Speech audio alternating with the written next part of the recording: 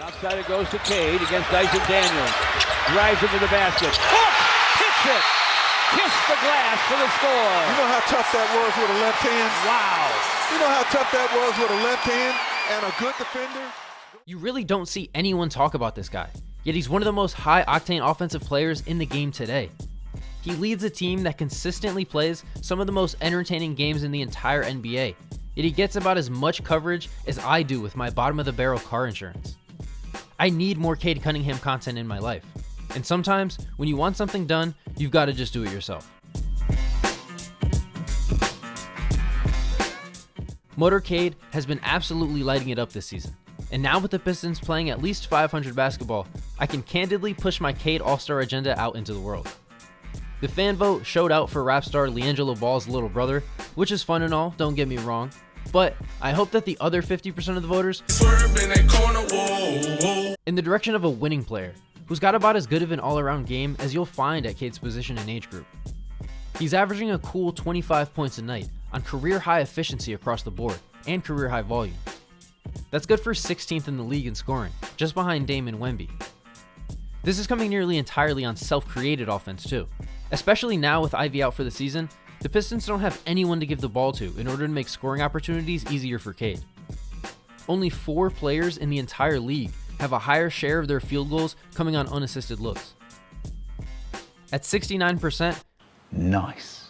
Over 2/3 of Cade's buckets are created without the help of any playmaking talent around him. On top of his elite scoring, we've seen his assists jump from 7.5 last season to 3rd in the NBA at 9.5 a game this season, now that Detroit has at least surrounded him with some competent shooters. Thank y'all for taking on this ride with me. Yeah. You know what? Here go 2 more for y'all. Yeah. At 23 years old, we're looking at one of the best offensive creators the association has to offer, and there's still plenty of room to evolve as the roster around him hopefully continues to develop around him. Cade's ability to manipulate defenses to create better shots for teammates is on par with just about anyone in the entire league, and he's powering Detroit to quality offense night in and night out. The Pistons are 17th in offensive rating, raising them to the level of a legitimate NBA offense, a far cry from where they stood last season under Monty Williams. The Pistons are also 7.5 points worse per 100 possessions with Cade off the floor this year, which is one of the highest marks in the league for any individual player. Speaking of coaching though, we should all be showing lots of praise to newcomer JB Bickerstaff, who has yet again taken on an ugly situation and sped up a team's rebuild. This guy might not be on the short list of coaches you want to help your team raise a banner, but I can't name too many people with a better resume when it comes to establishing a solid ground floor and creating the necessary environment to allow his players to grow and succeed. Yeah, he's a great coach. Great coach. Just in terms of not even just X and O's, but just getting the message across. You know, relating to players, I feel like he's a guy who you could talk to. He's a guy who understands, who wants to kind of hear both sides, and he's a motivator. You know, I mean, he's a great coach. So I've loved playing under him. We're not going to say it to her, but Coach of the Year candidate for sure.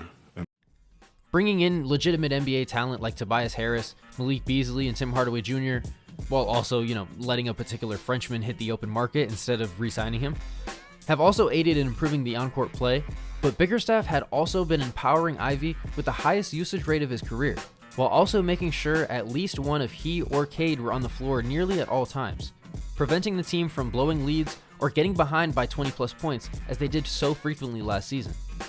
Cade's role has hardly shifted from last year, but the system around him has been elevated in a way that turns his production from close, competitive losses into victories.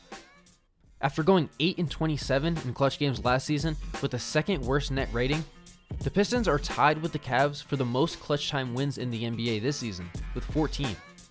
A reminder that 14 is the number of total wins that the Pistons accumulated all of last season, and we're still in January. As far as his All-Star case goes, Cade Cunningham should be an easy selection on the coaches' and players' ballots ahead of his peers. The competition in the Eastern Conference backcourt includes the aforementioned LaMelo Ball, Donovan Mitchell and Darius Garland, Jalen Brunson, Damian Lillard, Trae Young, and Tyler Hero. In my eyes, no one has a better case as an all-star starter than Cade. He is the engine of his team's offense every single night, in ways that are only comparable right now to Nikola Jokic and Trae Young. And while Trae has done a lot on the court to help change my tune on him as a player, his scoring efficiency is down significantly this season, which is already my personal biggest issue with his game. On top of that, I'd much rather have Jalen Johnson, Dyson Daniels, the revitalized DeAndre Hunter and company over the slightly below average roster across the board in Detroit. Jalen Brunson and Donovan Mitchell may be the conventional picks for the 2 starting spots in the backcourt, due to playing a large part on 2 of the top 3 teams in the conference, while also having the name recognition that Cade just doesn't have yet. And I'm not mad at anyone that votes for those 2 guys as the starters, but I like to consider that while Cade has been the heart, soul, brain, arms, legs, and more for Detroit basketball, the other 2 are simply just the best players on what are extremely talented teams overall. If Cade were to be paired with a high-level big such as Cat or Mobley, we'd see an even more dominant version of Cunningham, and I think you could make the argument that he'd even make those 2 players better than they are now as well. Give Cade a secondary creator as good as Darius Garland or Mikal Bridges, and we'd see his efficiency skyrocket, while also probably tapping into a 6'6", 220-pound frame on the defensive end a little bit more often. When you zoom out and compare all of these players' cases to be named an All-Star this season, it becomes clear that Cade Cunningham is matching or surpassing the production of his competition. He's leading his team to a winning record, while taking his game to another level after the loss of his best teammate in Jaden Ivey, potentially for the season. His play through 40 games perfectly embodies what it takes to earn the title of NBA All-Star, but I think the voters need to go a step further and ensure he's one of the first names called during the, what is it? The NBA on TNT crew is drafting 3 teams or something? Who even knows? But Cade Cunningham deserves the honor of being named an All-Star starter this season for the way he's carried the Pistons back into the playoff picture while looking like one of the best offensive players in all of basketball. The timeline to cast your ballot for the All-Star game may have already passed, but moving forward, I hope that everyone that watched this video starts to become more tuned in to the excellency we're seeing from the lead guard spot in Detroit. With them looking like at the very least a play-in team for this season, Cade should get his first chance to really prove on a national stage what he's capable of. I already know it, and now you do too.